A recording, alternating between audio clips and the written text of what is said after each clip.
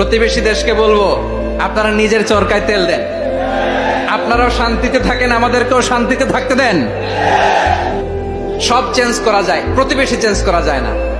আমাদের ল্যান্ড তাদের ল্যান্ড পাশাপাশি, আমরা চাই তারাও সুখে থাক, আমরাও সুখে থাকি, ঠিক কিনা?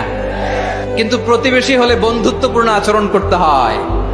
প্রতিবেশী যদি বন্ধু না হয়ে প্রভু হতে চায়, এরকম দানব প্রতিবেশী কেউ চায় না।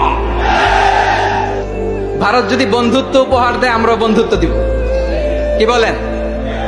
তারা যদি বন্ধু সুলভ আচরণ করে, আমরাও বন্ধুত্ব উপহার দেব। কারণ আমাদের পররাষ্ট্র নীতি হচ্ছে সবার সাথে বন্ধুত্ব, কারোর সাথে বৈরিতা নয়। আলহামদুলিল্লাহ বলেন, কত চমৎকার পলিসি আমাদের। আমরা নির্বিবাদী, আমরা বাংলাদেশিরা শান্তিকামী।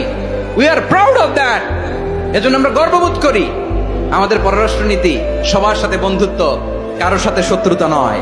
তাই প্রতিবেশী দেশকে বলবো, আমার ভাইয়েরা, আপনারাও আমাদের ভাই। বন্ধুত্ব দিলে বন্ধুত্ব পাবেন।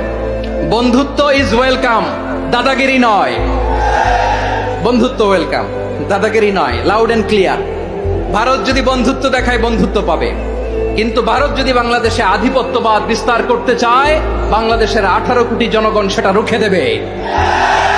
ভারত যদি গৌর গোবিন্দের ভূমিকায় নামতে চায়, দেশের 18 কোটি মুসলমান শাহজালালের ভূমিকায় নামবে।